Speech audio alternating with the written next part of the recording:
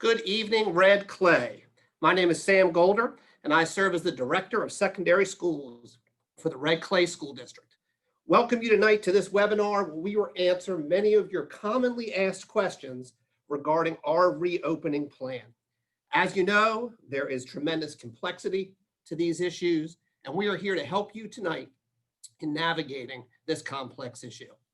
Without further ado, I am going to turn it over to our superintendent who will lead us off this evening, Mr. Darrell Green. Thank you, Mr. Golder. Thank you to the community members who are joining us this evening for this opportunity to answer many of the questions. We know that on Friday evening, September 25th, we released phase 2 of reopening and Red Clay plan. And with that came a flurry of folks actually submitting their application, choosing either in person or a continued virtual option. But then there's also raised a lot of questions throughout the community as it relates to the virtual option primarily, and also insight as to how we're going to go about phasing in the in-person option, safety concerns, and things of that nature. We do know that there are difficult decisions that our families have to make as it relates to the option that best serves your child and your family, and know that we're committed through it all, as we've been thus far, to ensuring that we meet the needs as best we can under the current environment and circumstances. And so we have a variety of individuals who are here this evening, again, as we have taken the hundreds of emails that have come in to the reopening redclayschools.com website or link, and we're fielding those questions again to help you make a better choice as it relates to your child and or your family, knowing that there were still some unanswered questions, and a lot of that is actually contingent upon the responses that we get from families so that we can continue to factor in the many numbers as it relates to who's choosing in person versus who's choosing remote. We're continuing to adhere and follow the state guidance that has been released by the Delaware Department of Education and the modification of the state of emergency declaration by Governor Carney. We are actually adhering as well to our 6-week remote restart. We're at that midpoint. Today ended the 15th day of remote learning. And I do want to acknowledge the work, time, energy, and effort that our educators across Red Clay have put in to making this remote experience thus far as equivalent as it could be to an in-person learning opportunity. And I know our teachers are going well beyond what the traditional school day would entail to make that remote experience a viable option for our families, which is also, I think, one of the many reasons why families are having some angst as it relates to the transition moving forward. So we do want to acknowledge that again, and we have a number of folks here this evening who will also answer questions around accelerate education, which I think the majority of the questions that we fielded has been related to. And again, so we will, again, do our best to answer the questions, the hundreds of questions that came in that we've kind of looked at trends throughout the district to be able to provide that clarity and support, again, to help you and your families make the best decision, again, in this current phase in. As of today, we've had roughly about 6,260 families submit their application, with close to about 26% electing for virtual. And again, that differs based on schools. We continue to monitor those numbers as they come in, again, to ensure that as we phase in-person learning, that we're doing it, again, adhering to the safety protocols, but also supporting those who choose the virtual option as well.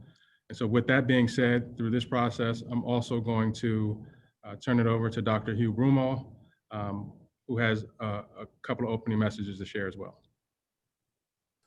Good evening. Thank you, Superintendent Green, and thank you to all of our families here participating tonight in the Red Clay webinar. We did scour through approximately 500, 600 emails to find the most frequently asked questions of us in Red Clay. So I want to start by going through a timeline. One of the most frequent requests is the amount of time parents have to make a decision on their education. That timeline has been extended to the end of next week.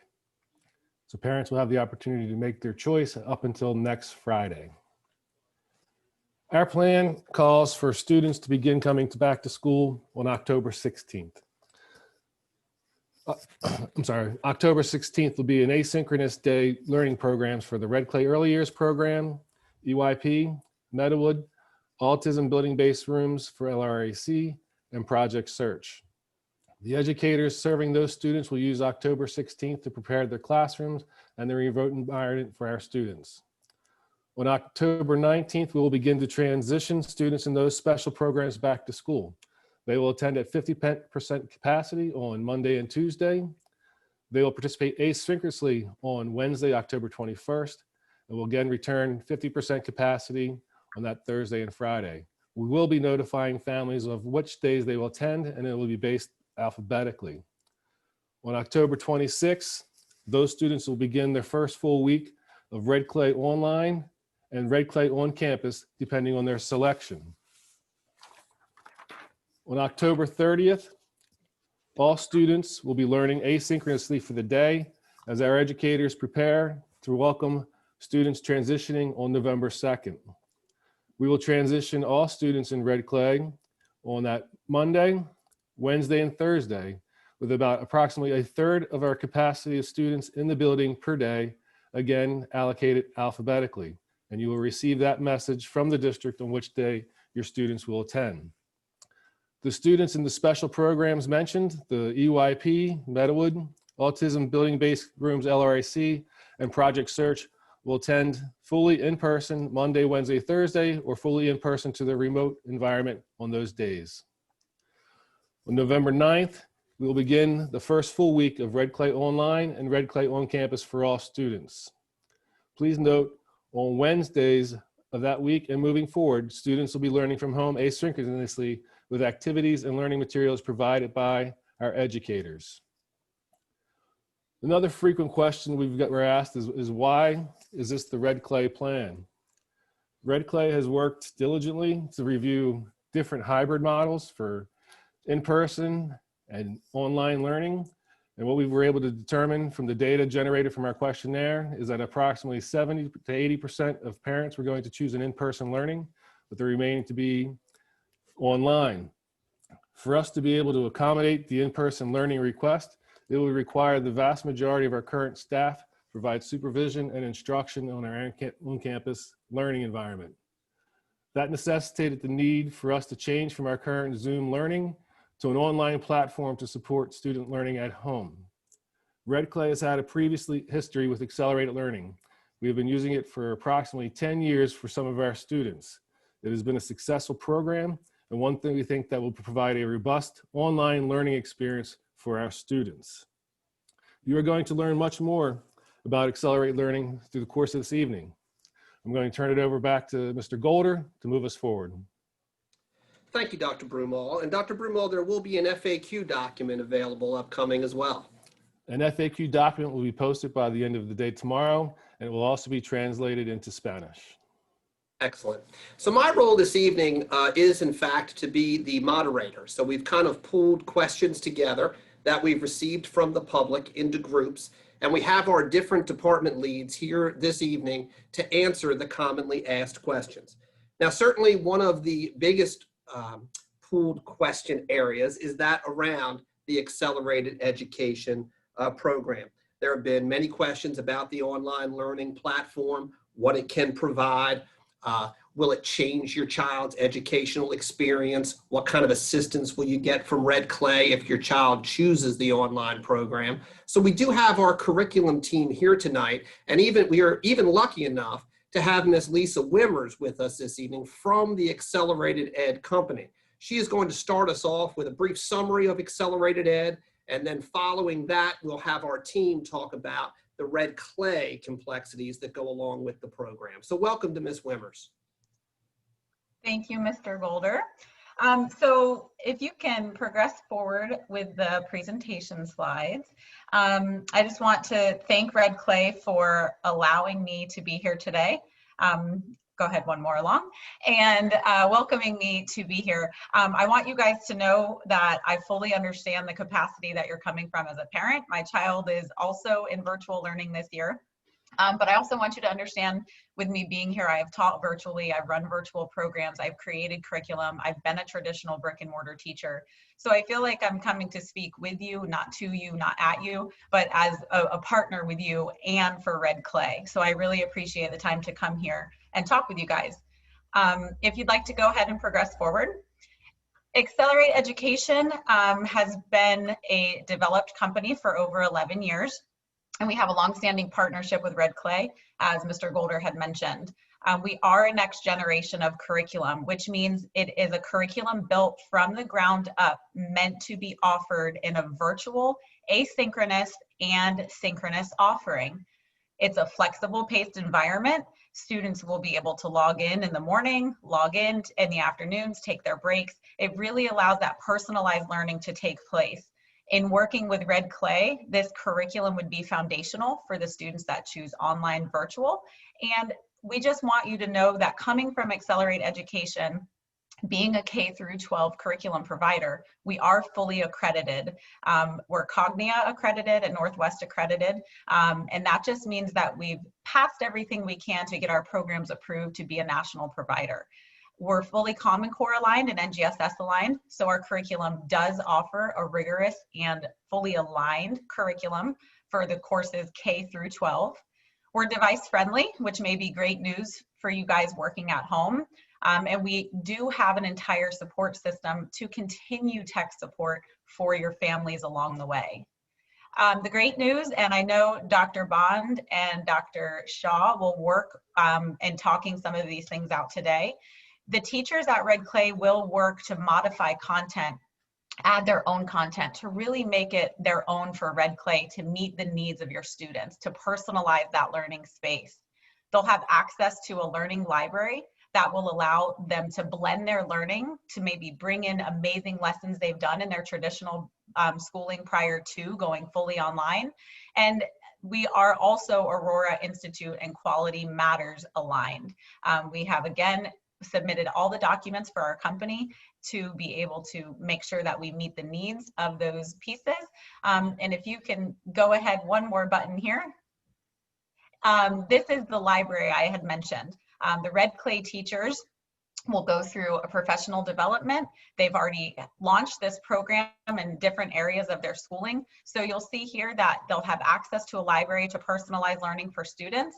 They'll have access to independent study and flexible type courses, and then those fully teacher facilitated courses in this virtual capacity. Again, they're experienced in the platform and they're ready to rock and roll with everything that we do have to offer. Go ahead and move forward for me. These are the types of lessons, and whether you're a parent or a guardian or a grandparent of a kindergartner, a 7th grader, or a senior in high school, the great news is that our K through 12 courses are on the same learning management system. We know you have some experience getting logged in this year and working asynchronously and synchronously with your teachers. The same thing will happen, but it's great to know in the virtual space, K through 12 will be in the same learning management system. All of the courses will look the same in their framework, but they will be developed age appropriately. So from labs to journals to discussions to the students working on individual projects and having those teachers interact, having peer-to-peer discussions happening in these courses, your students will see this framework. They'll be introduced to concepts.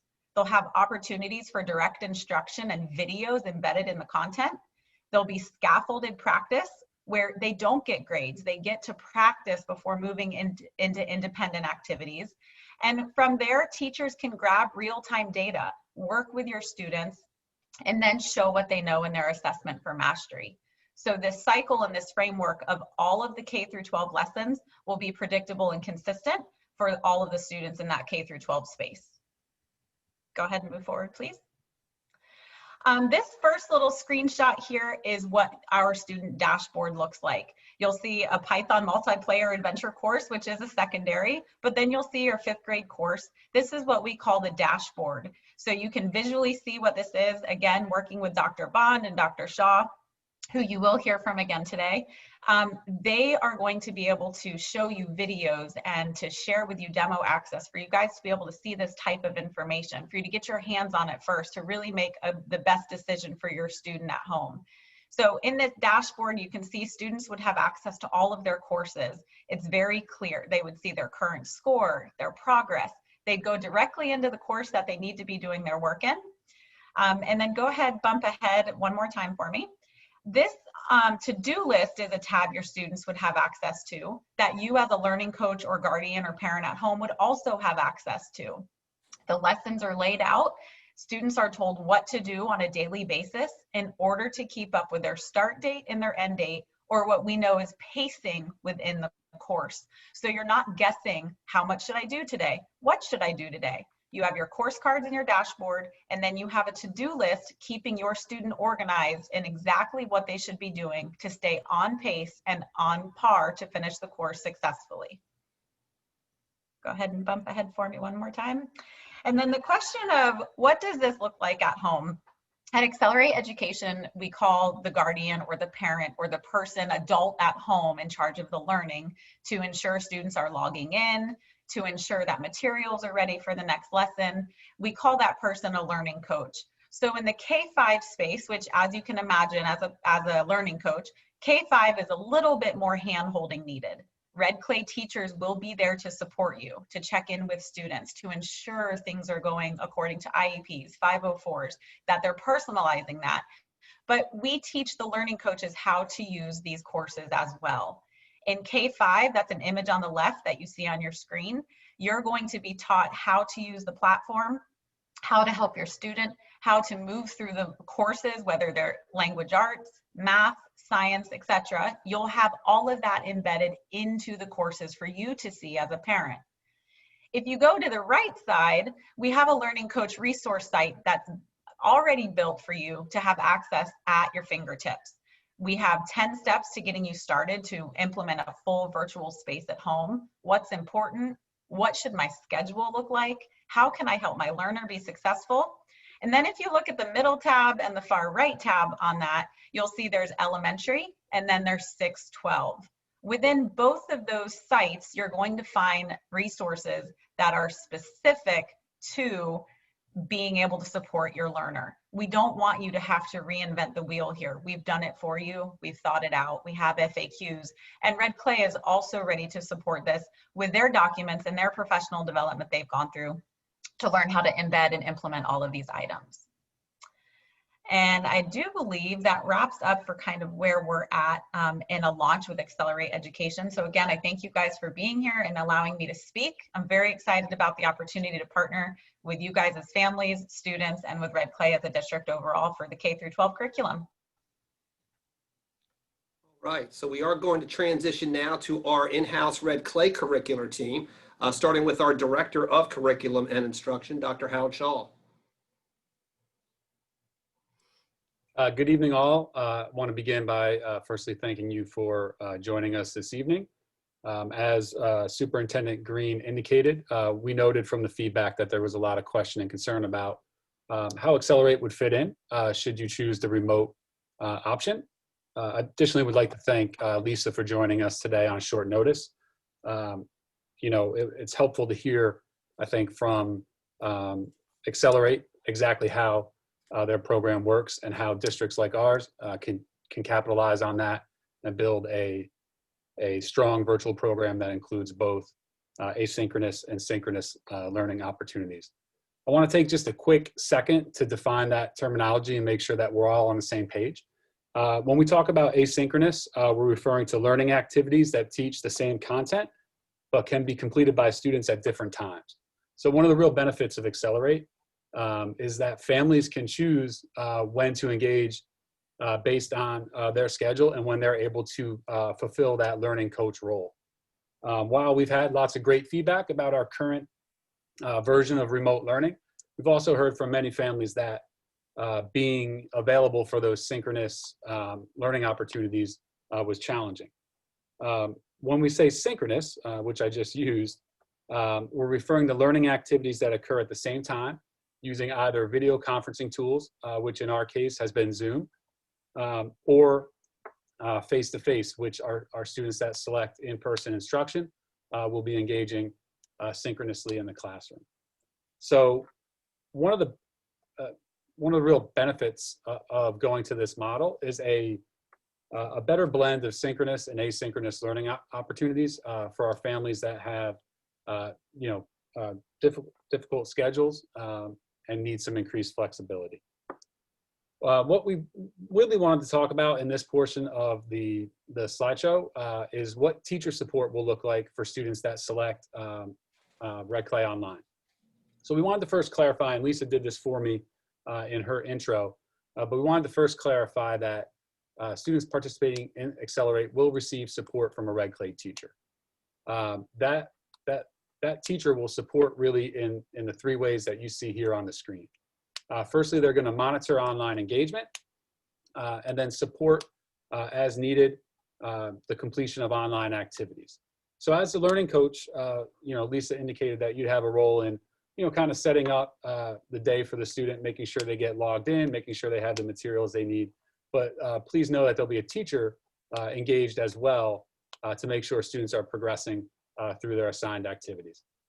The second thing that we are going to have our teachers support is synchronous check-ins for the purpose of academic support or skill building based on student need. So these synchronous check-ins will not be as frequent as the daily Zoom activities that students are engaging in currently. However, in our reopening model, we've left Wednesdays as an asynchronous day across our school district to ensure that there is a place for these check-ins to occur, as well as a place for our third piece of the puzzle here to occur, regular office hours. So these office hours would be scheduled and available to families and students to assist as needs arise, knowing that you may not be wanting to wait for the next synchronous check-in. Did want to clarify here as well that students with 504 plans will have a Red Clay teacher assigned, as all will, but that teacher will be in tune with the accommodations and supports outlined in the 504 plan, and those accommodations will be incorporated into Accelerate. With that said, I wanted to turn it over to Dr. Sarah Celestin to talk us through what we're affectionately calling Accelerate Plus and how we're going to support our special education and English language development. Hi, everyone. Good evening. And as Dr. Shaw said, thank you for joining us. So we wanted to talk a little bit about students with disabilities who need special education or related services, as well as our English learners who need services related to English language development. And so first, I'm going to talk about our students with disabilities who have individualized education programs, or we'll refer to them as IEPs. So if you have a child that has an IEP, it's really important that the children continue to receive the specially designed instruction or the instructional services that are linked to each of their goals. And that could be an academic goal, it could be an emotional support goal, a counseling goal. There's a variety of different goals that your child may have if the IEP team has decided on those items. And so what we're going to be doing is, Dr. Shaw mentioned all students will have a Red Clay teacher, but if your child has an IEP, they will have a special education teacher that will be assigned that will be working with them on the specific instructional areas outlined in their IEP. So if they have reading goals, writing goals, math goals, in addition to the class content from Accelerate, they would also have specific time that would be more synchronous. So as Dr. Shaw mentioned, the synchronous service would be a session that would be at the same time with the teacher and the student, similar to what we do now on Zoom, where they would have direct instruction related to that IEP goal. That could be for the academic areas. It could also be for related services. So right now, you may have a child that's getting speech therapy, occupational or physical therapy, or even counseling services through telepractice with one of the therapists or psychologists. And so that would continue as outlined in the IEP. I do want to invite Carol Beck, who's our supervisor for English learners. And Carol's going to talk a little bit about how that will happen. A similar support structure will happen for our English learners. Good evening, everyone. I just want to also share that we will continue similarly to how we have been providing support for our English learners during this 6 week of online instruction. We will continue to provide targeted language development support based on our English learner proficiency needs. We will continue with small group or Zoom sessions with an English learner teacher, and also providing translation services, interpretation services, anything that our families will need to go through all of the new learning and things like that. So we plan on continuing our support for our English learners and making sure that they're meeting those language proficiency needs and goals. Thanks, Carol. And I know many of you may have individual questions about your own child with special education needs or with English language development needs. And the Special Services Office, the EL office, we're happy to support, if you have any individual questions related to your child's services. If we can move to the next slide, I do want to talk about two specific groups of students that will have a little bit of a different remote learning structure. So Accelerate is really geared toward K-12 education for students that are working toward the Common Core standards and the next generation science standards. We do have some students in our district. We have preschool students ages 2.5 up to 4 to 5 years old, and Accelerate is not really appropriate programming for them. And so those preschool students that attend the early years program will continue remote learning in a really similar structure to the way they receive remote learning now in this first 6 weeks. So they would have an early years program teacher assigned who will be providing support, going through activities with them. And then if that child also has an IEP and specific special education services, the child would also receive that as part of that remote learning. One thing that is a little bit different is that we do have some K-12 students that have modified curriculum. So these are students that typically have significant cognitive disabilities. They are not participating in the traditional state assessment. They're participating in the DESA ALT, which is the alternate assessment for the state. So it's a very modified curriculum. Accelerate is not appropriate for that type of content. And so for that population of students, they would be continuing in the same type of remote learning format that we're using now. This could include students in the Meadowood program, students in our autism support classrooms, but we also have some K-12 students that are outside of those two types of classrooms that also have modified content. And so they would continue to receive remote learning in the same way and also receiving the services outlined in their IEPs. So again, if you have questions on special education, preschool instruction, our office is happy to help. You can contact myself at Special Services, and we are happy to help you. I'm going to turn it over to Dr. Tawanda Bond, who's our Director for Equity and Strategic Partnerships. And Tawanda is going to talk a little bit about additional support for families. Thank you, Dr. Celestin, Dr. Shaw, Ms. Beck, for that information, as well as Alisa from Accelerate. We appreciate the partnership. So I just wanted to cover some additional supports that we will be offering for families who select to do the online platform through Accelerate.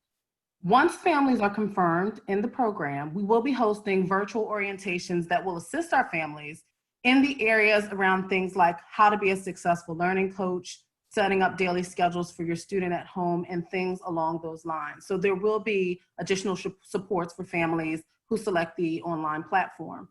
In addition, we will be sharing this week demo information. It is actually a sample demo that will share K-5 as well as 6-12, where families will be able to go in and walk through what Accelerate will look like on the user side, the student side. So you'll be able to get a glimpse of what it may look like for your student if they are elementary or secondary. It is a sample, so it is not going to be specifically designed for your student, but it'll give you a good feel for what Accelerate is.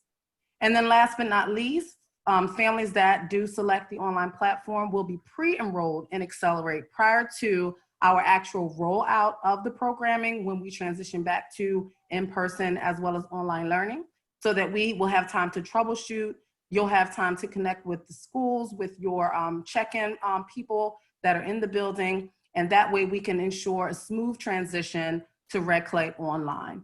And with that, I'm going to turn it back over to Mr. Golder, who is going to take time to look at some of our frequently asked questions that were turned into reopening at redclayschools.com. Thank you, Dr. Bond, and thank you to the C&I team for that summary of really what you're looking at with Accelerated Ed. if you choose the virtual option. Now, the majority of the questions we're going to go through now focus on Red Clay on campus, because we really have been answering just as many questions really about the on-campus version as we have with the virtual version. So you are going to now get groups of questions that have to do with all of the complexities of walking back into the brick and mortar schools here in Red Clay. The first set of questions just happen to be secondary schools, and so you got to listen to me for a little bit longer because I'm that guy. So the first one is, if I enroll online, can I still participate in sports? You know, a lot of conversation about athletics here recently, especially with us starting here this past Monday with sports practices. And the answer to that is an unequivocal yes. You can participate in sports if you are in the online program. DIAA is clear that you are attending school even if you are in this virtual setting. So we are going to absolutely allow you to be a part of your sports team if you choose the virtual option. You know, a second question has to do with the many unique offerings we have here in the secondary schools in Red Clay. We're real proud of that in our school district, that we're a school district with 2 magnet schools. We're a school district with an early college academy at AI High School, unbelievable vocational options at McCain, an IB program at Dickinson. It's a real source of pride for us in Red Clay, all of the special offerings that we give to our families. But in a situation like this, all of those special offerings become very difficult to accommodate, obviously. So if you choose the accelerated education option, how do I get my dance class? I know a lot of the Cad Callaway students watching tonight are concerned about that. How do I keep my forensics class? What happens with my animal science class at McCain? You know, all of those questions are great questions, and I can tell you that if you choose accelerated ed, those courses obviously are not offered with the accelerated ed platform. But what we're going to do is do everything we can to get you in a situation from home that you can zoom into those classrooms as a student. So you don't have to drop forensics if you join the accelerated ed option. We're hoping, and again, while I can't say this is going to work on schedules 100% of the time, we are going to work night and day to try to put you in a situation where you can zoom in to your specialized classes if you are choosing the virtual option. If there is a question I've heard the most in the secondary schools office, it has been that one in the last week. If I choose accelerated ed for my regular coursework, what do I do about my specialized coursework? Fear not, we're going to do the best we can to get you with your classmates, with your teachers in a typical Zoom setting on your master schedule time period, similar to the way you've been doing that here the last several weeks. And then finally, another question that's been coming into that secondary schools bucket, and that's for folks that are juniors and seniors that are coming to the close of their educational career with us here in Red Clay. And they want to know how choosing the online option could impact graduation, college applications, transcripts, etc. And the bottom line really is you will not be negatively impacted by choosing the online option.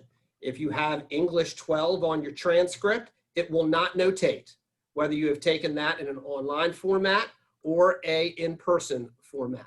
So you are not going to be negatively impacted in any way. That is our offering, and therefore you're taking English 12 just like everyone else. Additionally, your GPA will not be impacted. An A in online learning is 4 quality points. An A in in-person learning is 4 quality points. So there's no worry about grades being calculated differently. It's just a different format that you're earning that grade in. So those are 3 introductory questions, the 3 probably I've heard the most. Sports, what about my unique coursework? And what do I do now? I'm a senior and I'm trying to graduate, Mr. Golder, help me. Those are the 3 things that really I've heard the most in my office. Now speaking of special programming, at the elementary level, we have some special programming as well. One thing we're very proud of in Red Clay is our immersion program. And we have several different immersion programs across schools in Red Clay. And Dr. Grundy, you're here tonight to discuss, children's options that are in the immersion program and where they go from here. Yes, thank you, Mr. Golder. So we do have 3 elementary immersion programs, Linden Hill, Mandarin, and we have Spanish at Marbrook and at William C. Lewis. And we are committed to maintaining language development with our students who choose Red Clay Online. It will look a little different, and right now our principals, Ms. Brady at Linden Hill, Dr. Phelps at Lewis, and Ms. Courtney at Marbrook are busy working with their teams to identify what exactly it will look like, but know that we have a commitment to maintaining our language development instruction. It will not look, as Mr. Golder indicated, as zooming into the immersion class, but they're being very creative in how we are going to provide that language development and the language instruction for our students. So stay tuned. Your principals will clearly communicate what that plan looks like as they wait for more clear data on which students and how many students that impacts, but know that they are busy planning for elementary immersion and that language instruction to continue. Thank you, Dr. Grundy, my partner in crime there in the elementary office. You know, some folks have been asking us about this choice application itself. You know, we've asked you to go on and make your choice. You want to be in person or do you want to be virtual? And Dr. Ammon is here tonight to give further explanation on that. How do I complete the choice application? What if I change my mind, Dr. Ammon? Can I go back and change that? Is there a lottery if too many people choose in person? How about all these questions, you know, surrounding the application, Dr. Ammon? Thanks a lot, Sam. We've had a number, as you mentioned, number of questions about this choice process. And I wanted to share the reason we chose the choice application to get this feedback from families is that we know thousands of our families have already used that choice application. So we figured that during all this uncertainty, it would be good to use an app that people were familiar with. We certainly recognize there are some families who have not used that choice application before, and it may be an added step for them to navigate through. So we have created a quick tips document that will be posted along with the FAQ that Dr. Broomall mentioned. And that will walk a parent through step-by-step how to go through and choose one of the three options.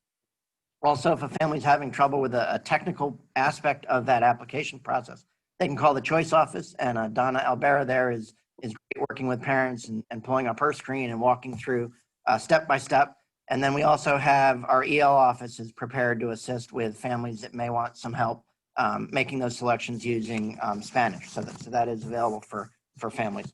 Another reason that we chose to use this application is that, as we've certainly heard from parents, there's a very tight timeline here, and that's because we're all working so hard to make sure that when we do have students returning in person, all of our various systems, from our transportation system to our nutrition program, all have the data they need to know which students are choosing to come in line. So using this application has been very successful to that end. As an example, Sunday morning when I got up first thing and looked, there were over 3,000 responses. And so that means that there were already 3,000 families who've told us what they were thinking and have given us a chance to really start fine-tuning these plans for how things are going to look when kids get back into school. And it's important to note, Sam, you mentioned if people change their mind, certainly, you know, as they learn more about these programs and these offerings, they might change their mind, and that's certainly fine. The system allows you to log back in as many times as you want and make a new choice. If you've gone in and chosen online and then you think more about it and you decide on campus is what you'd like, you can log back in and make that change. So up until the deadline when we actually lock that system, families are more than welcome to log back in and change their option as they learn more about the various options. Another question that has come up is how does this impact choice? Because obviously we're using the choice application and we're using that terminology choice.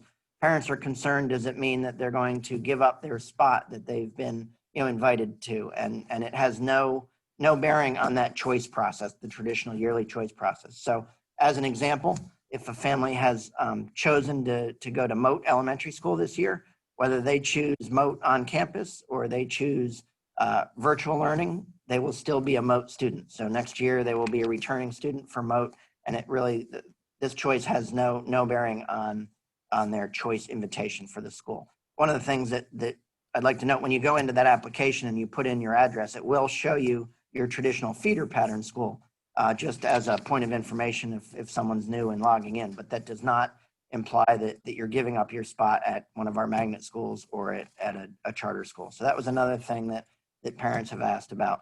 Another thing, when we talk about choice, people often jump right to a lottery, and does choice imply that there's a lottery? We do not have any plans. We're not going to hold a lottery.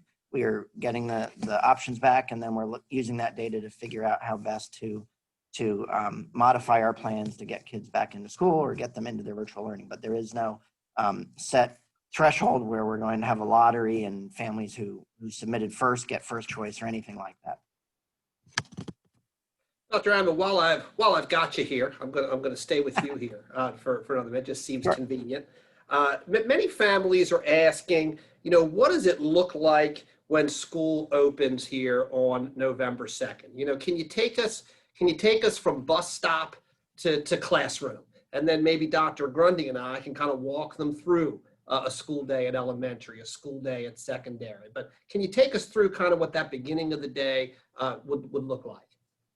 Absolutely, and I would have to say it starts even before that. Families that have logged into the choice application have noticed that there's actually 3 options. We've talked tonight about 2 options, either on campus or virtual, and there's actually a 3rd option, and that is that parents can select they're going to come back on campus with transportation or without transportation. And the reason we're asking that is that we certainly know there are families that for whatever reason want to be car riders and are going to choose to drive their student to school and pick their student up from school. And by us getting that information, it means that we're able to, and we're already going through and doing this, we're able to check our bus loads. Obviously, social distancing is a big key on our buses. We're going to be, routing our students differently. So for every family that's able to bring their child in person, by themselves, we can modify our system and make sure that we aren't reserving a seat for that child. Conversely, if a parent is not able to bring their child to school, that's fine too. And we will be providing bus transportation for them just as we have in the past, other than that we're going to be making some modifications. And that's, Sam, you mentioned how it's going to look different. And that's where it will start looking different to a child or a parent as soon as the bus comes. I think the first thing they'll notice is all of our buses have been outfitted with hand sanitizer stations. That was something we started working on early on, knowing that families would feel safer knowing that right as that child gets on the bus or off the bus, the hand sanitizer is right there for them. Another thing they'll notice is that we are providing barcode student IDs that many of our schools are choosing to implement. And that'll be a way for when the child gets on the bus. Many of you are familiar with the Where's My Bus app, where students can type in their code when they get on the bus. And by having that barcoded student ID, it will help in another number of places, but one of them will be on the bus so that students can check in on that bus without touching the keypad. It'll be a touchless entry to the bus. And then families will actually even be able to track and see right on their app, what time their child got on the bus, what time their child got off the bus, all that type of information. The other thing they'll notice on that bus is they won't be as full as they're used to in the past. We are setting up our buses, and there'll be stickers on the seats. The students will notice a red light or a green light. And obviously the red light is don't sit here, and green light is this is a good place to sit. And so they're being placed on those buses to make sure that as students are riding to school, they have the appropriate social distance from their peers on the bus. So that'll be something that they'll notice right away. And then when they get to the school, I think they'll start noticing some things that look a little bit different. I'm always amazed at how efficiently our schools get kids from the car rider line and the bus through breakfast and down the hallway and into their classroom. And that'll be just as efficient this year. It'll just be different. And our principals, even as early as March, as we were looking at closing down and going virtual for some period of time, we started those conversations, and principals were immediately thinking through what procedures would they need to modify and what would they be doing differently to make sure that kids can safely get, from the bus through the lunch line, or the breakfast line, and then get down to the classroom. So without getting into too many of those details, I think Amy and yourself are going to share some of those specifics for us. So as Ted indicated, schools have systems and procedures all the time. They have very tight systems, very tight procedures, and that's what helps them to run safely. And so what will be different in the elementary world is that those systems and procedures need to be adapted with the new safety protocols in mind. And so when we look at arrival, dismissal, and car line, our principals and their leadership teams will talk about at school specific, what does it look like? What do we need to change to ensure, for example, that students aren't gathering in the lobby, that we have students moving to the classroom to promote distancing. in addition to arrival, dismissal, looking at transitions. So for example, when we move from lunch, the classroom to lunch, do we need to look at our traffic patterns? Do we need to consider having our related arts teachers move to our classrooms to reduce the traffic in the hallway? Schools develop their schedules with their specific context in mind. And so some of the systems and procedures might vary from school to school, but they are all going to be developed with safety in mind. The cafeteria, as Dr. Ammon indicated, how we seat kids, the distance between kids at the tables, how we report to the lunch line and back to our seat. Each school in every classroom is going to have hand sanitizing stations. The cafeteria will have hand sanitizing stations, and every school has 4 additional stations that they can place strategically. So for example, recess, another process or system that has to be reevaluated. When kids are in the playground on the jungle gym, they should be wearing masks, but out when they're playing and they are able to do safe distancing, schools are going to consider how they can be very intentional in teaching kids games where they don't have to be very close, and perhaps they can take a mask break. Students and teachers, K-12, will be wearing masks, but our teachers are dynamite at spotting when their kids need, for example, a brain break. They do go noodle. So when they need a mask break, they'll put a structure in place where they can give kids a mask break that is safe. They're going to look at, teachers are going to look at, and principals are going to look at how they maximize classroom space. So removing extra furniture and really maximizing the use of the general area of the classroom so that when students are seated at their desks, they're seated in a manner with safety in mind. When they have tables, we'll take a look at where we can put students safely and where we may need some shields to protect students from each other. So all the systems and procedures that have been in place in the past really are still going to be in place, but they're just going to be adapted. So while the school day in elementary typically started around 8:50 and ended at 3:50, those times still stand strong. However, principals and leadership teams may decide that we need to allow the bus to release students slightly earlier, so in case the bus has to take a second run, or we may need to start car line a little earlier or a little later. So your principals will be in close communication with you throughout this transition so that you're familiar with your school-specific procedures and policies. Parent conferences are right around the corner in November. We'll have options. Those can be either virtual or a hybrid model where we can, if you feel comfortable, we can organize conferences in a way to do it safely in person. So your school will work with you to see what comfort level you have for your parent conference. I mentioned cafeteria earlier. One additional point that I'd like to make is that while in the past parents have had the opportunity to have lunch with their student in many schools, during the second marking period, something that we won't be able to permit is parents having lunch with their student during the second marking period, and we can revisit that again in the third marking period.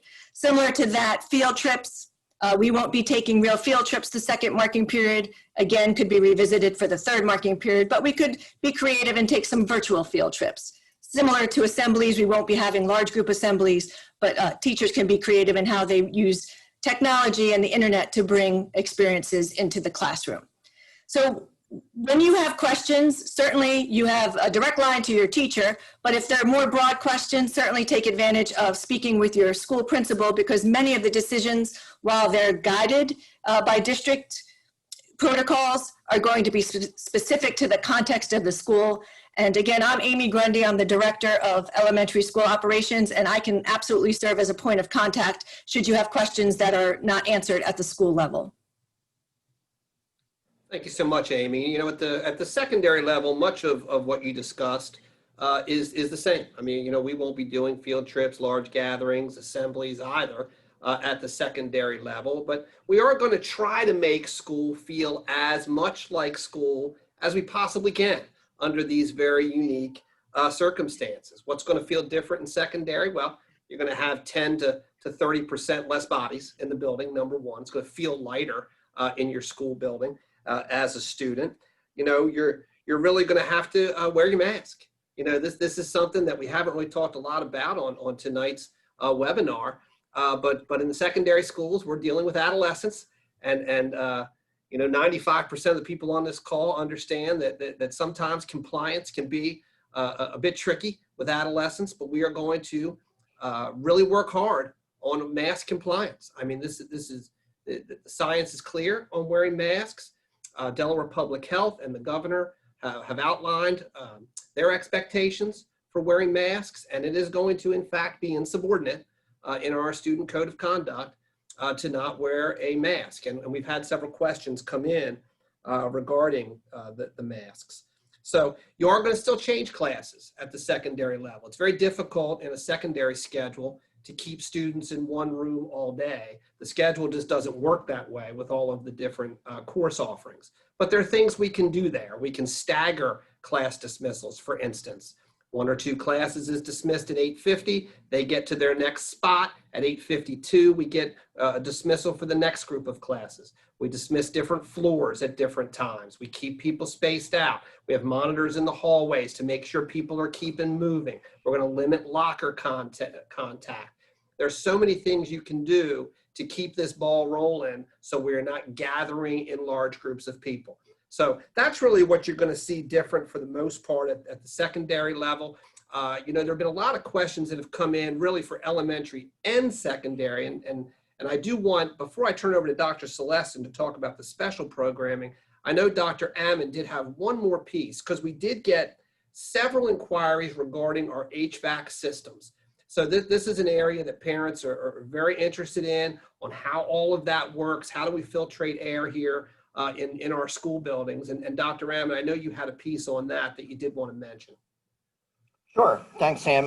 You know, you and Amy have mentioned some of the things that will look very different. You know, the kids will see the hand sanitizing stations. They'll get to be very familiar with the red sneaker stickers that show them.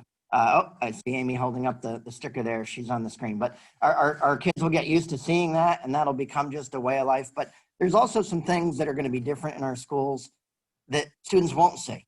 And we started doing information about this back, you know, in February and March when stuff about this virus started coming out. We started researching ourselves as well as talking with experts, both local experts. We've been fortunate to have some parents who work in the field of industrial hygiene and air quality and things like that, as well as reaching out to commercial vendors to talk about that. And one of the things that's become increasingly more clear as we've all, you know, watched for news updates each night and throughout the day, even over the last couple of months, is that it's become more and more clear that the primary way that this virus spreads is through person-to-person contact and air.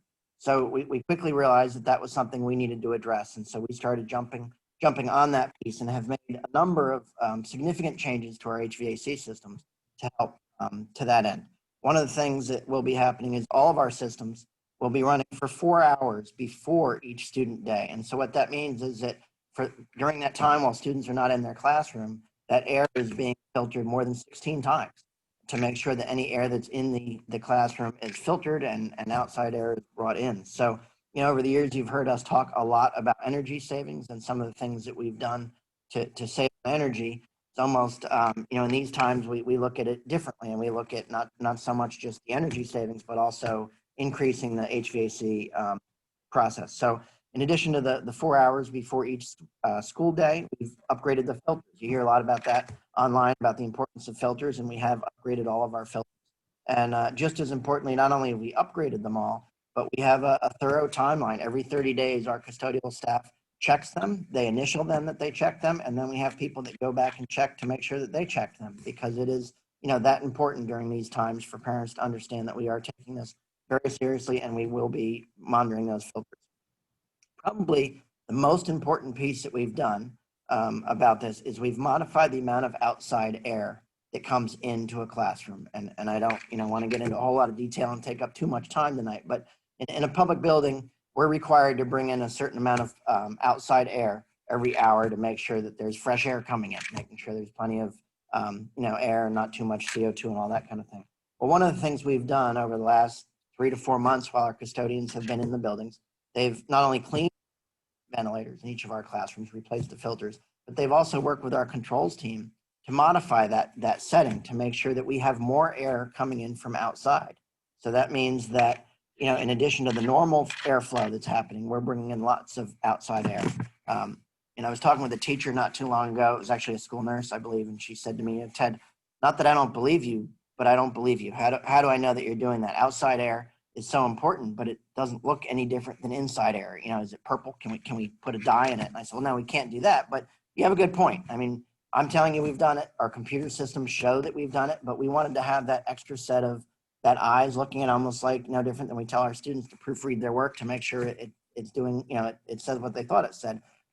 We've contracted with an outside company to come through, and they've been going through our buildings. They were in elementary school the other day, the first one they hit, and they actually called up and said, we were looking at this, and you have a lot of outside air coming into this classroom. Do you want me to modify it? And we said, absolutely, don't modify it. You've proven that what we said we're doing is working, and we are bringing that outside air, because that seems to be one of the most critical things we can do when you have a classroom of kids in the classroom. They're breathing and even with their masks and staying 3 to 6 feet apart, you want to make sure you're getting that outside air. So we have done that. And so that's really, not to bore everyone with a bunch of HVAC details, but it is important, I think, that you realize we've put a lot of thought into this. We spent a fair amount of money to make sure that our systems are working as well as they can, and that we're meeting all the recommendations from not just the State Department of Education, but the CDC, and also some of the trade groups in the HVAC industry that have certainly put out some recommendations. So I feel that we're in good shape. Obviously, every parent needs to make a decision that works for them and their child, but I certainly believe that our kids will be as safe as possible during these times when they come back. That's awesome information, and that's great for folks to hear that really had that concern about the facilities and what our capabilities are as far as bringing the number of folks we're bringing back. So we have talked about now an elementary school day, a secondary school day, gotten some additional information about facilities. But Dr. Celestin, what does it look like here for our special programming, and how has their day now changed for the online version? And while you're at it, how about this October 19th comeback for some of the special programs? If you could hit on that as well. Sure. Thanks so much, Sam. So I'm actually going to start with the programs that are coming back October 19th. So we've been busily planning for all of the updated procedures and safety protocols we need for all of our students who are in those specialized support classrooms. So I'm just going to hit some highlights. I know that your principals and administrators that work in these programs are providing more detailed information, but just some of the frequent questions we're getting. So for preschool, for our youngest learners, we've been getting a lot of questions about how are you going to structure this? The kids are always with each other. They're always playing together. They're using a lot of toys, a lot of manipulatives.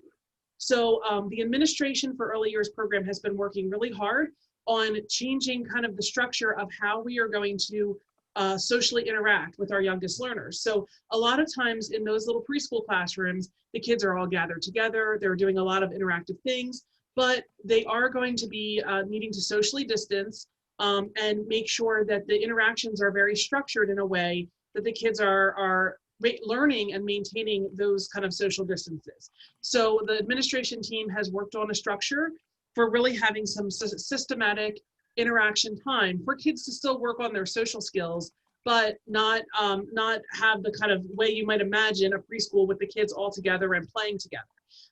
The other piece around our preschool is that they have a ton of toys, learning manipulatives, all kinds of things in the classroom, and your children will see a difference with that. We're not going to have those kind of shared toys and shared manipulatives. Students will have their own individual package of items. So even for things like, in the past, they might have been using drawing tools or paint or, paintbrushes, things like that they were sharing at a table. All of those things, kids will have their own individual package to be able to use, so they're not sharing.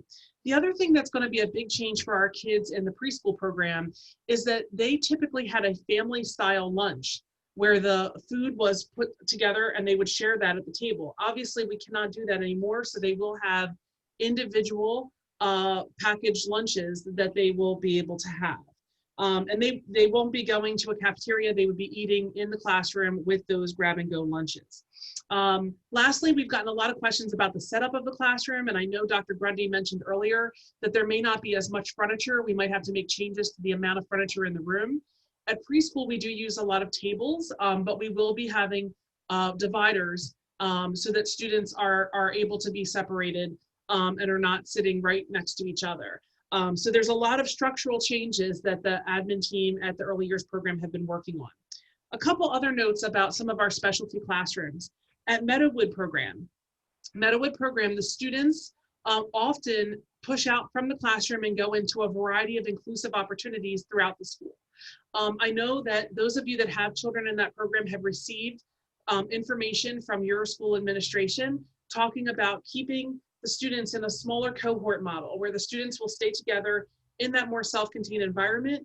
And then for families that do feel comfortable with their child pushing out into an opportunity outside of the classroom, they would work on an individual plan for that. So that's a little bit different than the usual structure for Meadowood, but you will be getting a lot more information about that from the Meadowood administration team. Similar to the preschool program, Meadowood will also not be eating in the cafeteria. They will be eating in the classroom together, obviously with the social distancing guidelines. And all of these things I should mention that the administration teams will be revisiting as we move into January to see if we can make any tweaks and changes as we go into third marking period.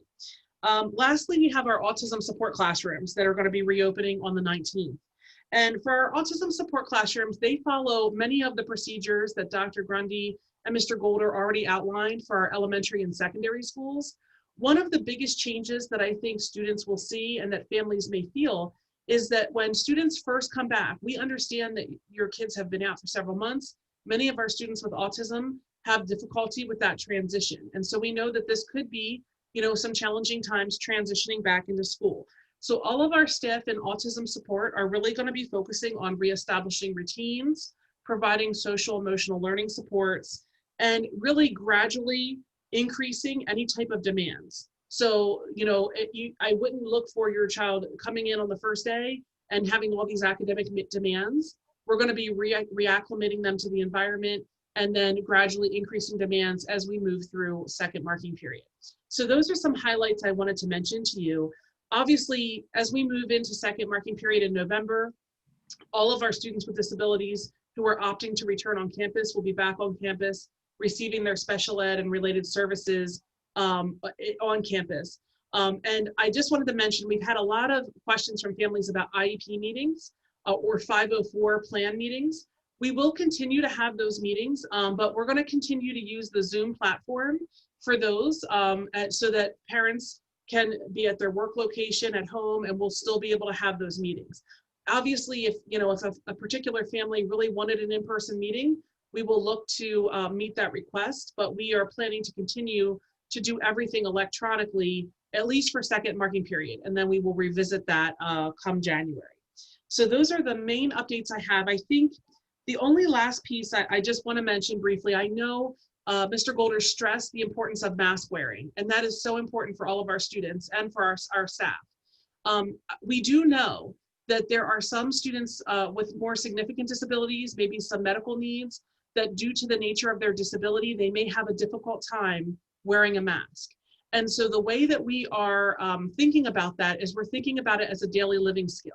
So the staff will be working with your child. So if your child's in Meadowood program, early years or autism services, and they right now are having really a lot of trouble wearing a mask, the staff will be teaching and using modeling to help them with learning how to wear masks and to get more used to having that. Some students, it's really hard sensory wise. We also are making plans of how that will impact our staff in terms of having additional personal protective equipment, as well as the surrounding students to make sure we're following all of the safety protocols. So I just wanted to mention that.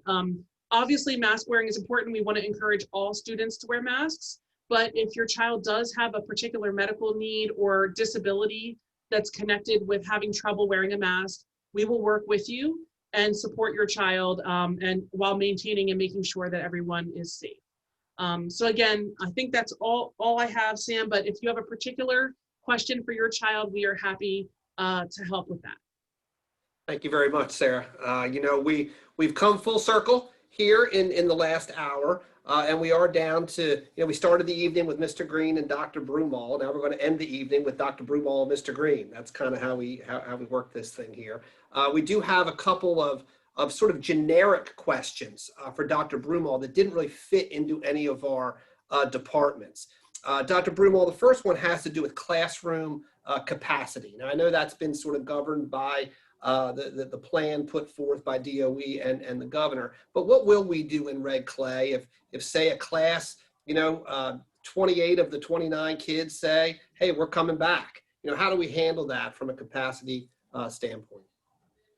So we are following the guidance from Public Health and the Department of Education on classroom capacity and how many students can be in a building. Dr. Ammon, Dr. Gurney, and myself and others have gone and walked different classrooms and have mapped out how many kids can fit into a room. If we run into a situation where we have more students seeking enrollment than we have capacity, we're looking at it as a building level, and then we're drilling down to a classroom level. So if we do have a classroom that has 25 students enrolled and we're only able to accommodate for 23, we will reach out specifically to those parents in that classroom to see how we can accommodate them, either by moving them to another homeroom or to another section or some other option that would allow them to have their in-person on-campus learning choice. Awesome. And then the last sort of more general question, and this is one I know is certainly on everybody's mind in these times, is, what are the protocols that are in place here in Red Clay for a positive case in a school or multiple cases in a school? How do we push forward when we have a COVID-19 positive? So we have planned for that. And in fact, we have worked with the Division of Public Health. They have put out guidance for how a school is supposed to respond to a positive case. Department of Public Health has also said that a school setting that has a positive case is considered high priority. Some examples of a positive case and how it would react. If a teacher tests positive but has consistently worn a mask and was not closer than 6 feet for more than 15 consecutive minutes to any of his or her students, then the students don't need to quarantine. If a student tests positive and sat at a desk less than 6 feet apart from another student for more than 15 minutes and did not wear a mask, which we will not allow in Red Clay, mask wearing is going to be essential, the student next to the positive case does need to quarantine.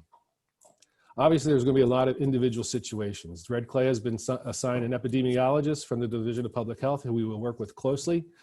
They will notify us of a case that occurs in the community, and we will notify them if we are made aware of a case that occurs during school. We will begin student testing for COVID next week. We will be announcing the dates and times, but student testing will be available to everyone in Red Clay as a student. We are encouraging all kids to participate in that student testing. If we run into a situation where we are indeed have to quarantine a classroom, that classroom would then reverse back to their Zoom environment that they had in phase 1 learning. If we had to shut down as a district because the state had decided that we needed to move back into phase 1, students that have chosen the on-campus model will return to their phase 1 learning environment, which was the Zoom platform. Students that have chosen the online learning platform during the second semester would continue with their online learning. Again, we want to just make sure everyone understands the importance of wearing a mask and following these guidelines for us to be able to successfully return to an on-campus model. Thank you very much. And it's, I think, important for families to know that we do have that partnership with the Division of Public Health. So before we turn it over to Mr. Green to close tonight, I just want to personally, say thank you for hanging with us, Red Clay. We are working day and night here to try to do right by you, try to do right by your family. We've got 16,000 individual situations, individual circumstances, and we're doing everything we can to accommodate the many different opinions and the many different thoughts on this very complex issue. We appreciate you as a community, and please know that we are committed to answering every question that you ask and trying to put your child in the most advantageous position possible to earn their education. Now, Mr. Green, I know you want to talk just a little bit about the path forward, what it looks like after January, and sort of kind of close us out here with some final thoughts. Thank you. Thank you, Mr. Golder. Thank you to our team. Also, thank you for Lisa and our interpreters who enjoyed us this evening for this webinar to hopefully answer some of the questions that were on many of our community members' minds. And hopefully these questions have helped you make a choice. And again, I will just stress also for those who have children who are immune compromised and or have family members who are immune compromised and still feel the need to choose Red Clay online, make that your choice. And again, we will do our due diligence, as Mr. Golder and my team had indicated, to meet that need and meet that demand. We don't want anyone to feel like they're falling into a false decision that in person is the only option that you have, but it's one of the options that we've had to introduce, and being mindful of where our staff members are. And again, I want to thank our teachers and our educators, again, who have made this remote learning experience a seamless process, but I also know the burden that they've undertaken, the late hours, the weekends. We've gotten the messages from our educators as well, just in terms of where they are and providing the extensive level of support that we've had thus far. And so as it relates to the second marking period, one of the things that I've shared with our leadership team across the district is this idea of the 12-week year. We're in such a fluid process that things can change at any moment. You know, just 2 weeks ago, we were thinking that we had delayed fall sports and only had to pivot in less than 10 days to start fall sports yesterday with the safety protocols and the things that were in place. And the same as there's no different right now in terms of what we're looking to do to either bring children back in, starting with the phased in with our students with disabilities, our English learners, and then phasing into those who select in person, and while continuing a robust virtual platform. But we're going to have to continue to stay engaged with our community to determine what the end of that second marking period phase looks like based on where we are as a state. Again, we continue to look at that state guidance. The state continues to say that we're in phase 2 of reopening, or scenario 2, which puts us in that yellow phase, which allows us to have some semblance of in-person and also remote. I know many have asked the question, why aren't we doing a hybrid, 2 days on, 2 days off? I think based on the number of schools that we have, the differing populations and individualized needs that we have, the specialized programming that we're offering, and then also with the multiple families that have multiple children across multiple schools, to in essence cohort and actually transport those who have made our decision to kind of have that quote unquote hybrid model, a very challenging one. And then also understanding the burden that that will put on our staff members, again, to make that a realization. And so we find ourselves where we are currently with this phase 2 of reopening. Again, if we can continue to answer any questions, we know that some of you may not have had all of your answers, your questions answered. Reach out to your respective schools, but more importantly, the staff members who have availed themselves tonight. Again, we're Mr. Golder if you have questions regarding secondary, Dr. Amy Grundy if you have specific questions regarding elementary, and then anything COVID related.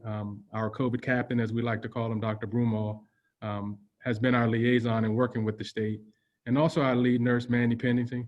I want to thank her for all of her hard work and effort, because this guidance and protocol around safety continues to change. And so I thank my team, but more importantly, thank you to the Red Clay community for sticking with us, hanging in there with us. We know this is not easy.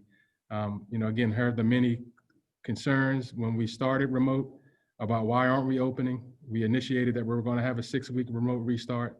And at the midpoint, again, with the day closing out our 15th day of remote learning, you know, we're communicating where we are with phase 2 of reopening for those who feel like your health, safety, and well-being will allow you to participate in person.